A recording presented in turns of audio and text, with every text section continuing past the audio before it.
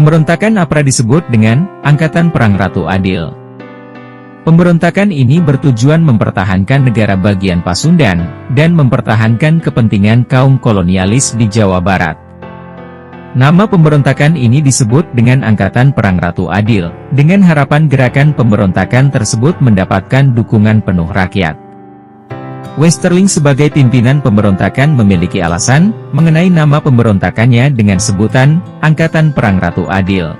Westerling memahami sebagian besar rakyat Indonesia telah lama menderita karena penjajahan Belanda dan penjajahan Jepang, sedang mendambakan datangnya suatu masa kemakmuran seperti ramalan Joyoboyo. Menurut ramalan ini, akan datang seorang pemimpin yang disebut Ratu Adil, yang memimpin Indonesia dengan adil dan bijaksana, sehingga keadaan akan aman serta rakyat hidup dengan makmur dan sejahtera.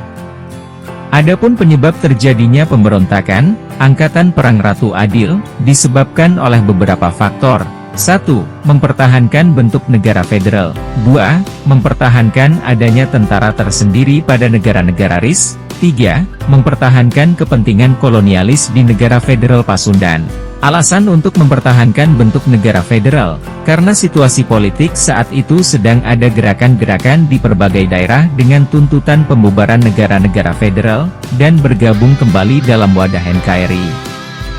Maka gerakan tentang pembubaran bentuk negara federal tersebut sangat merugikan elit politik lokal, yang diuntungkan dengan bentuk negara federal. Maka wajar jika elit lokal banyak bergabung dengan tuntutan mempertahankan bentuk negara federal. Alasan pemberontakan APRA menginginkan adanya tentara tersendiri, yang menjadi kekuatan inti militer dari negara Pasundan dan bukannya tentara APRIS. Mereka menghendaki hanya tentara dari KNIL yang menjadi tentara resmi di negara federal Pasundan, dan bukannya tentara APRIS. Padahal berdasarkan konferensi meja bundar, kekuatan militer resmi RIS adalah APRIS, Angkatan Perang Republik Indonesia Serikat. Maka tentara APRIS inilah, yang memiliki otoritas resmi di negara federal RIS. Dalam konferensi meja bundar ini disepakati tentang Angkatan Perang Republik Indonesia Serikat, berasal dari unsur RI disebut TNI, dan unsur KNIL berasal dari bentukan Belanda.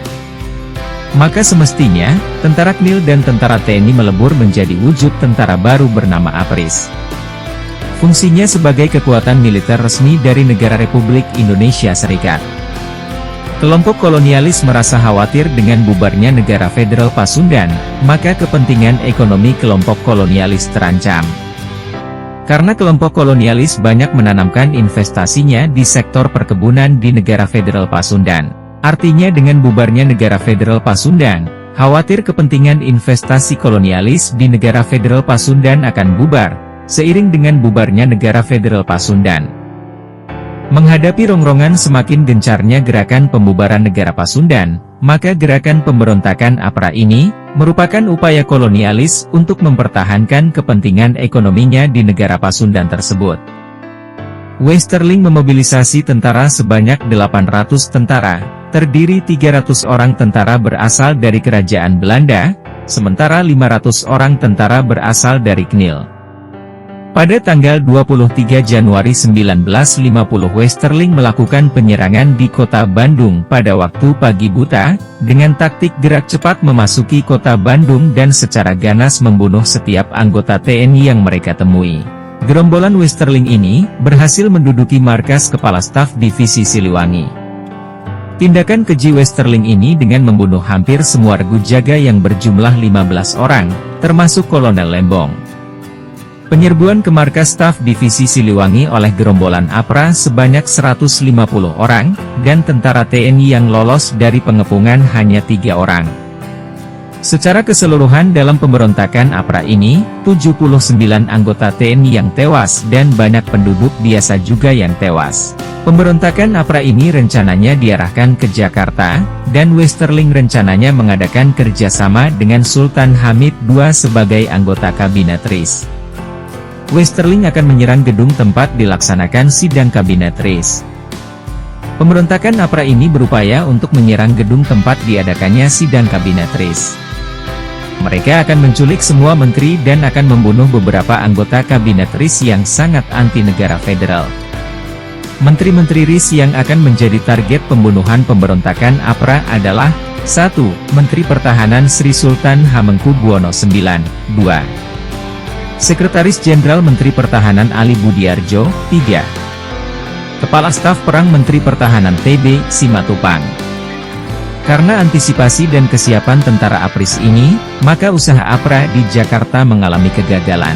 Upaya pemerintah untuk mengatasi pemberontakan APRA, dengan cara mengirimkan bantuan militer ke Bandung. Di Jakarta juga diadakan perundingan antara Muhammad Hatta sebagai Perdana Menteri RIS dengan Komisaris Tinggi Belanda di Jakarta. Hasil musyawarah tersebut, akhirnya Komandan Tentara Belanda di Bandung, mendesak Westerling untuk pergi jauh dari kota tersebut. Dan gerombolan APRA sore harinya meninggalkan kota Bandung. Sementara itu Westerling pada tanggal 22 Februari 1950 meninggalkan Indonesia menuju Malaya dengan pesawat terbang Belanda. Dengan kegagalan dari pemberontakan APRA tersebut, berdampak pada semakin kuatnya perasaan anti negara federal kepada pemerintah pusat RIS. Di daerah Pasundan terdapat gerakan semakin meningkat untuk membubarkan negara federal Pasundan. Tekanan tersebut berimbas pada tanggal 30 Januari, Insinyur Wiranata Kusumah mengundurkan dirinya sebagai wali negara Pasundan. Mencermati adanya kekosongan kekuasaan di daerah Pasundan, maka Perdana Menteri Muhammad Hatta mengangkat Sewaka sebagai Komisaris RIS di Pasundan. Maka secara politik dengan diangkatnya Sewaka sebagai Komisaris RIS di Pasundan menjadi jalan mulus untuk melakukan pembubaran Pasundan sebagai negara bagian. Terjadi demonstrasi terkait tuntutan pembubaran negara Pasundan, maka pada 8 Maret 1950 negara Pasundan dinyatakan bubar dan kembali ke dalam Negara Kesatuan Republik Indonesia.